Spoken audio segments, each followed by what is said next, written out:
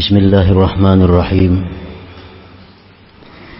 Alhamdulillahilladzi amadda man ahabbahu bi junudil anwar wa alhamahu bi anwa'il ulum wal asrar fasara min jumlatil akhyar. Asyhadu an la ilaha illallah wahdahu la syarika lahul wahidul qahhar wa asyhadu anna sayyidana Muhammadan abduhu wa rasuluhul mukhtar. Allahumma salli wa sallim wa barik ala sayyidina Muhammadin imamil muqarrabin wal abrar wa ala alihi wa ashabihi wa dhurriyyatihil adhar, amma ba'du. Yang kita hormati, kita cintai para habaib dan para alim ulama, para muhibbin, hadirin hadirat rahimakumullah.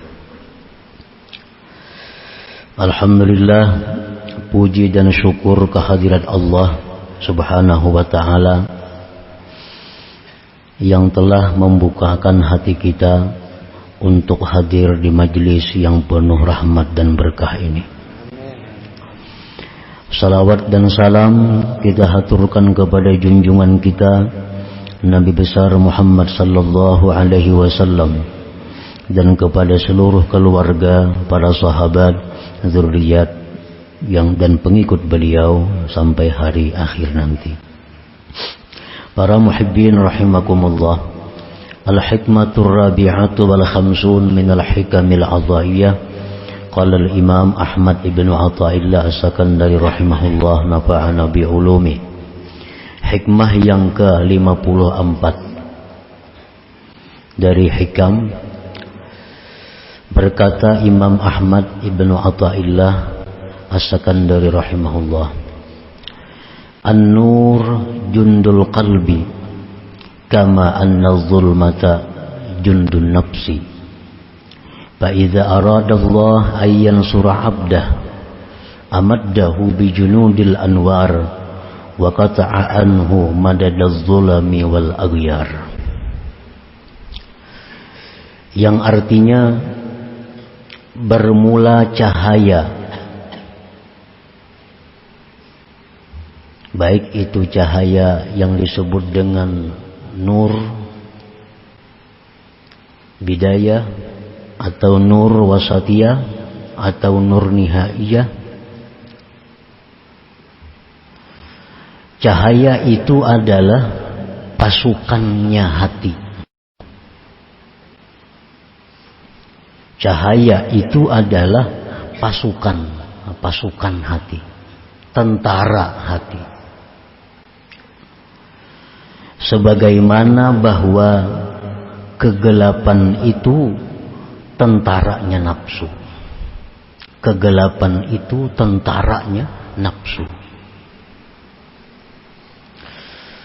Maka apabila Allah menghendaki menolong hambanya, maka Allah perkuat hamba itu dengan tentara-tentara cahaya itu. Dan Allah putuskan daripadanya bantuan kegelapan. Para muhibbin rahimakumullah, itulah terjemah hikmah yang ke-54 ini. Di dalam hikmah ini musannif mencontohkan bahwa di dalam diri kita ini ada peperangan. Di dalam diri kita ini ada pertempuran. Pertempuran di mana pasukan putih yang menuju keridhaan Allah selalu berperang dengan pasukan hitam yang membawa kepada kemurkaan Allah. Setiap saat di dalam diri kita ini selalu ada pertempuran itu. Maka apabila Allah menghendaki seorang hamba itu menjadi kekasihnya, maka Allah perkuat pasukan-pasukan cahaya, pasukan-pasukan putih sehingga dapat mengalahkan pasukan-pasukan nafsu, pasukan hitam. Akhirnya si hamba ini sampai kepada mardhatillah, keridaan Allah Subhanahu wa ta'ala.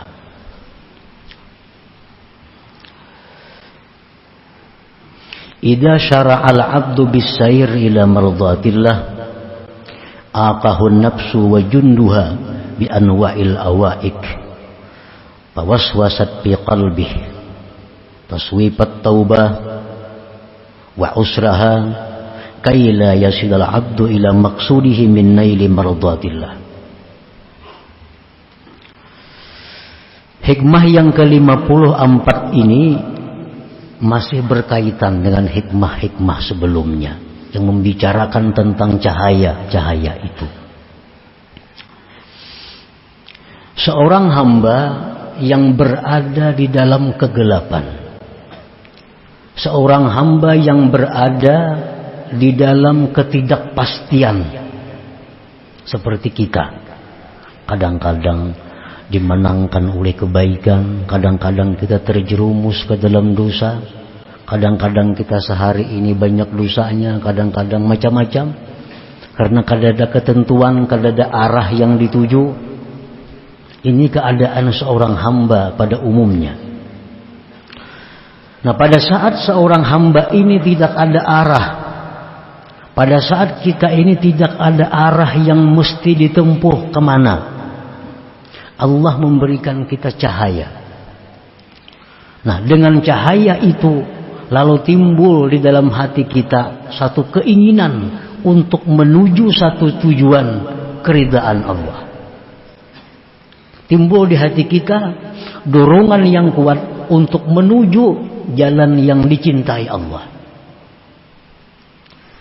Dalam hikmah sebelumnya, cahaya ini diumpamakan oleh musannif ini dengan tunggangan atau kendaraan, bahwa cahaya itu adalah laksana tunggangan yang menyampaikan seorang hamba kepada keridhaan, kecintaan Allah Subhanahu wa ta'ala. Nah, para muhibbin rahimakumullah, apabila cahaya ini sudah ada diberikan Allah kepada kita, tunggangan ini sudah ada, kendaraan sudah ada di depan kita, makanannya, bekalnya, BBM-nya sudah ada, dan kita sudah mulai berjalan dengan cahaya itu selangkah demi selangkah menuju keridaan Allah. Sembahyang sudah teratur, menuntut ilmu sudah terjadwal, membaca wirid sudah aktif sesuai waktu yang ditentukannya. Nah, ini sudah jalan kendaraan kita ini menuju kepada yang dicintai Allah. Nah, di tengah perjalanan kita itu, kita akan dihadang. Nah, kita akan dihadang oleh nafsu dan tentara-tentaranya. Aqahun nafsu wa junduha bi anwa'il awaik, dengan macam-macam rintangan, macam-macam halangan, sehingga kendaraan yang kita tunggangi ini tidak akan bisa mulus sampai kepada keridhaan Allah. Ada halangannya. Nafsu dan pasukannya. Pasukan nafsu ini siapa? Syaitan, pasukan nafsu. Kadang-kadang bisa anak kita sendiri menjadi prajurit nafsu. Istri kita sendiri menjadi tentara nafsu yang menghadang kita. Orang tua kita, mertua kita, siapapun bisa menjadi pasukannya nafsu ini. Nah, ini yang menghalangi kita untuk menuju terus ke jalan yang diridai Allah itu. Para muhibbin rahimakumullah, nafsu ini dan tentaranya tadi menghalangi kepada kita. Pertama-tama yang dihalanginya agar kita ini jangan bertobat. Nah, kaina dulu tobat itu. Dan tobat itu sulit. Tobat itu sulit. Kalau kita menghindari satu dosa itu sulit, lebih sulit lagi tobat dari dosa itu. Jadi mau ada anggapan toh, gawi jadi dulu dosa kena nyaman aja tobat. Ini logika yang salah. Mujanabatul ma'asi ashalu minat taubah. Menjauhi dosa itu lebih mudah daripada tobat terhadap dosa itu. Jadi jangan menganggap penting. Kayaknya nyaman aja tobat. Tobat itu lebih sulit daripada menjauhi dosa saat ini. Nah, para muhibbin rahimakumullah. Jadi halangan pertama yang dihalangi oleh nafsu dan tentaranya ini adalah dengan tobat ini. Kita dahulu banyak kada sembahyang. Sekian tahun, sekian puluh tahun sembahyang kadang-kadang kada. Nah, begitu kita tobat kepada Allah, nah kita diwajibkan mengqadha sembahyang yang kita tinggalkan itu. Coba kita bayangkan betapa sulitnya. 10 tahun kita sudah mulai akil balik, 15 tahun umur kita. Sekarang umur 40 tahun, berarti berapa tahun? 25 tahun. Tobat. 25 tahun ini sembahyang kita kadang-kadang sembahyang. Kita diwajibkan menghitung seapik mungkin. Diwajibkan menghitung sewajib mungkin. Diwajibkan kita menghitung sehari ini kira-kira aku ada sembahyang nyata pang 2. Nah 2 sehari kali 25 tahun. Kalau kita ingin tobat, kita diwajibkan mengqadha itu, mengqadha, dan mengqadhanya ini fauran, segera. Nah ini halangan yang pertama. Mudah ke tobat itu jar nafsu kan kaina aja tobat itu. Kaina aja tobat. Makin kaina makin banyak hutang kita.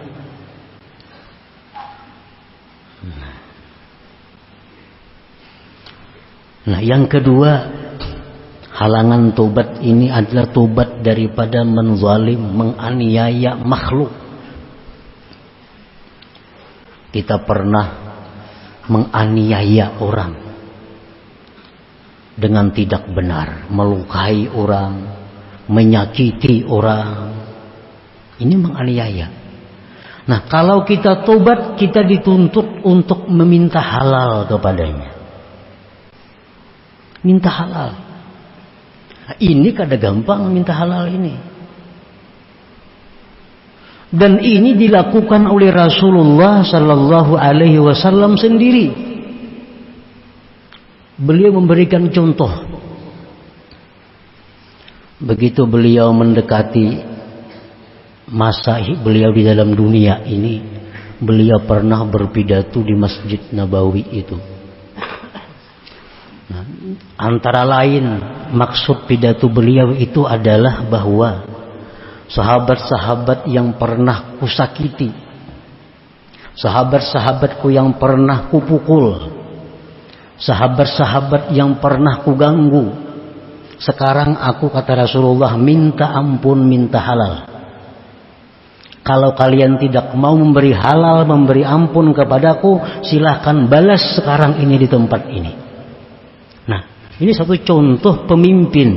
Nah, Rasulullah SAW, beliau mengatakan demikian. Nah, hendaknya orang ampih jadi bupati, kayak itu mestinya. Apalagi ampih jadi presiden, para habis masa presiden. Mesti di televisi pidato. Kalau hendak selamat nih, wahai seluruh rakyatku, siapa yang merasa terzalimi, siapa yang merasa ku aniaya, aku minta maaf, minta halal. Kalau minta ganti rugi silahkan datang kepadaku. Nah umpamanya, orang kan wani juga datang ke sana, kita mendatangilah ke sana. Walaupun kita ini terzalimi, kita ini terzalimi, lampu rancak pajak itu terzalimi. Kenapa? Duitnya banyak, bahan bakarnya kita banyak, Semua lengkap di Kalimantan nih. Tapi lampu rancak pajak, pembagian keuangan kada adil, terzalimi. Tapi kita kadang akan menuntut itu. Kalau minta halal kita halalkan aja, cuma kada wani minta halal. Nah, tokoh-tokoh kita itu macam Nabi kita langsung di hadapan sahabat, siapa yang pernah aku tampiling ya Nabi, aku minta halal, tampiling aku kalau kada mahalalkan. Dan ada sahabat yang berdiri, ya sahabat, wahai Rasulullah, pian pernah memukul ulun. Nah, padahal ulun kada salah. Silahkan pukul ya Nabi. Berdiri sahabat tadi nak memukul Nabi. Waktu pian pukul, wahai Rasulullah, ulun kada berbaju, pian harus pacul baju. Nah, jadi sahabat tadi. Sahabat lain ini bingung, waninya ini lawan Nabi kita. Nabi kita lepas baju. Nah, jadi Nabi pukul. Akhirnya sahabat ini bukan memukul, tapi menciumi tubuh Rasulullah sallallahu alaihi wasallam. Jadi tobat daripada zalim makhluk ini minta halal. Sulit itu. At-taubah min akhdhil malil haram, tobat daripada mengambil harta haram. Tobatnya apa? Radduhu ila maliki, mengembalikan harta itu kepada pemiliknya. Ini halangan, rintangan oleh seseorang yang sudah mulai berjalan menuju jalan yang diridai Allah. Orang dahulu bermodal 100 juta. Duitnya duit kada halal. Pol dibukanya toko berdagang. 20 tahun berdagang, dari modal 100 juta tadi sekarang jadi 2 miliar. Nukar rumah, nukar kendaraan, tukunya sekian buah. Lalu orang ini dapat cahaya petunjuk, mulai ke jalan Allah, sampai di bab tobat, bahwa harus mengembalikan seluruh harta yang haram itu. Maka asal modalnya haram. Bila modal haram, seluruh bunga-bunganya, kembang-kembangnya, cabang-cabangnya jadi haram. Nah, sangguplah keluar dari harta itu.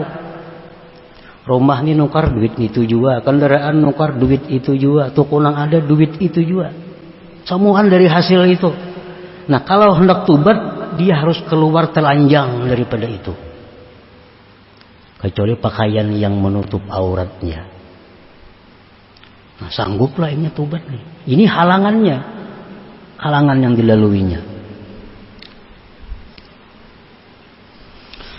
Orang yang bekerja di pekerjaan haram, bekerja di mana misalnya di pabrik minuman keras, atau orang ini bekerja sebagai pekerja di tempat-tempat karaoke, tempat-tempat maksiat, nah, gajinya sekian juta setiap bulan, dia harus melepaskan pekerjaannya itu. Nah, sangguplah ini. Ini halangannya orang menuju ke jalan Allah ini. Fa idza arada Allah ayyan sura 'abdahu wa yaj'alahu min ahbabih, apabila Allah menghendaki menolong hamba ini dan menjadikannya kekasihnya, amaddahu, Allah bantu orang ini. Nah, nyaman aja. Kalau Allah menghendaki si fulan ini jadi kekasihnya, Allah bantu caranya dengan mudah, dengan mulus mengatasi semua masalah-masalah yang berkaitan dengan tobat tadi contohnya. Dengan apa Allah memperkuat? Pertama, bil yakin, dengan yakin. Arti yakin itu apa? Ada musyak, tiada ragu-ragu. Sedikit pun tidak ada ragu-ragu. Contohnya yakin yang kayak apa nah? Contohnya yakin, Baitullah itu andaknya di Mekah. Yakinlah kita. Baitullah, Ka'bah itu andaknya di Mekah. Yakin kita tuh, sedikit pun kada ragu-ragu. Nah, Allah beri hamba ini yakin. Nang apa nang diyakininya? Wa'dallah wa dhamanahu, janji Allah dan jaminan Allah. Ini diyakininya. Diberi Tuhan hamba ini keyakinan terhadap apa yang dijanjikan Allah, apa yang dijamin oleh Allah. Apa janji Allah contohnya? Walladzina jahadu fina lanahdiyannahum subulana. Ujar Tuhan, siapa-siapa yang sungguh-sungguh menjalani jalan kami, pasti akan kami beri petunjuk kepada jalan kami itu. Kalau kita ini bertikad bujur-bujur hendak sampai kepada ma'rifatullah, Allah pasti akan memberi petunjuk itu. Nah, ini firman Allah. Allah beri hamba ini yakin dengan itu. Nah, yakin. Allah berjanji, wa may yattaqillah yaj'al lahu min amrihi yusra. Orang-orang yang takwa kepada Allah, Allah jadikan urusannya itu mudah, nyaman. Nah, jadi orang ini seandainya taubatnya ini harus menyerahkan seluruh hartanya karena memang dari yang haram. Diberi Allah orang ini keyakinan bahwa kalau engkau berbuat itu digantikan oleh Allah dengan yang lebih daripada itu. Nah, diberi Tuhan ini hamba keyakinan. Nah, lalu si hamba ini berani melepaskan seluruh hartanya yang didapat dengan jalan yang haram tadi.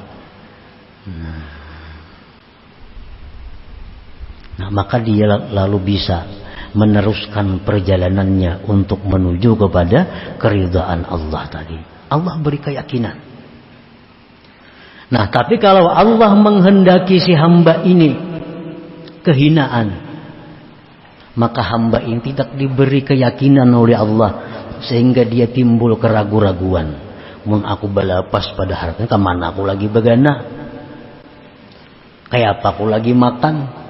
Kayak apa aku menyekolahkan anakku?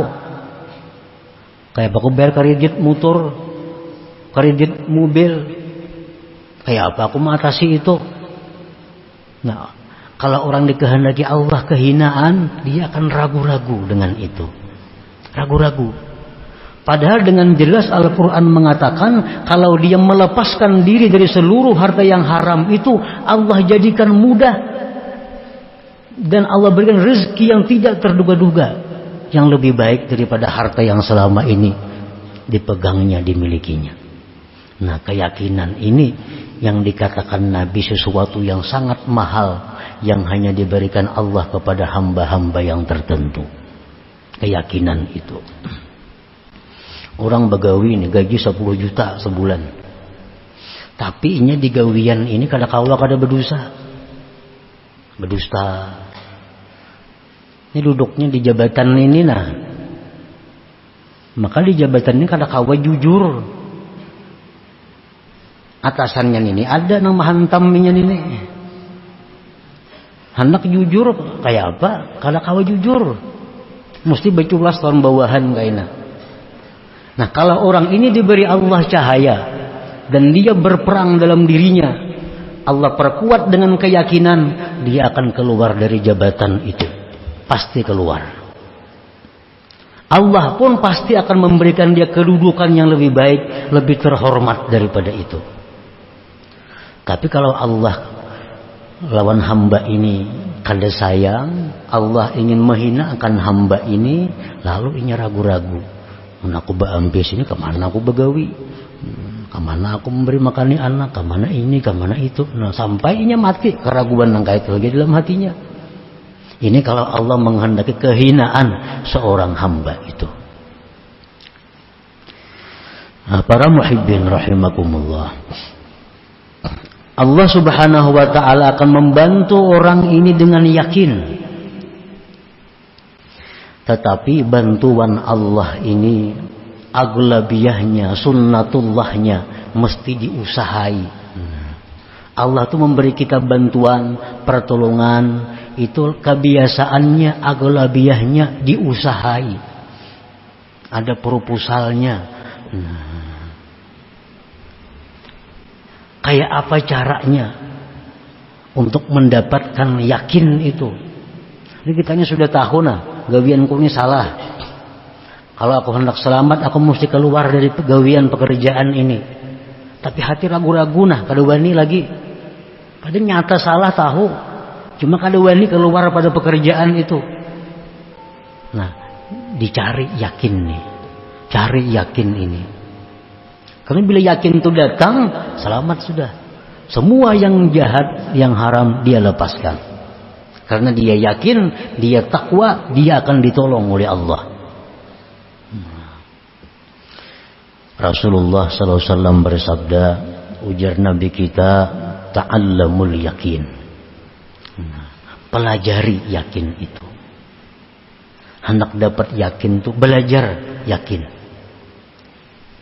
Imam Ghazali mensyarahkan hadis itu, maknahu jalisul mukinin wastami'u minhum ilmal yakin wa wazibul iqtida'a bihim liyaqwa yakinukum kama qawiya yakinuhum.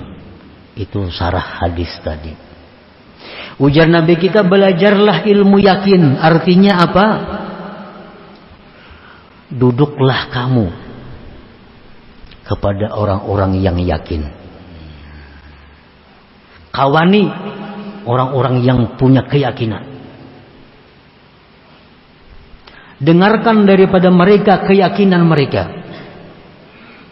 Selalu ikuti mereka agar yakin kamu kuat seperti yakin mereka. Nah, cari orang-orang yang pernah berhasil dengan keyakinannya itu. Sidin itu bahari bagawi di situ haram, tapi sidin wani keluar. Sekarang sidin sugih pada dahulu. Nah, datangi sidinnya. Kayak apa pian bahari nang kayak itu? Apa ge sidin yakin? Nah, yakinnya ini yang kita cari, kita pelajari. Cari orang-orang yang yakin. Kemanapun mereka, ikuti mereka. Sekedudukan dengan mereka. Sehingga yakin yang ada pada diri orang itu memancarkan ke dalam hati kita. Hati kita pun ikut menjadi yakin akhirnya. Itu kalau hendak dapat keyakinan. Amun dikawannya orang yang kada yakin, bertambah kada yakin. Orang yang mencari keyakinan nang kayak itu nah, duduk di warung, dudukan di gardu, bertambah kali yakin hati. Duduk di tempat-tempat orang yang yakin, maka keyakinan orang itu akan memancar tembus ke dalam hati kita yang kali yakin ini. Liyaqwa yakinukum kama qawiya yakinuhum, agar kuat yakin kamu, ujar Nabi sebagai ujar Imam Ghazali. Kata Imam Ghazali, liyaqwa yakinukum, agar kuat yakin kamu kama qawiya yakinuhum, sebagaimana kuat yakin mereka itu. Nah, para muhibbin rahimakumullah, selanjutnya hikmah yang ke-55 minal hikam atahiyah. Nabi sallallahu alaihi wasallam, Al-Fatihah.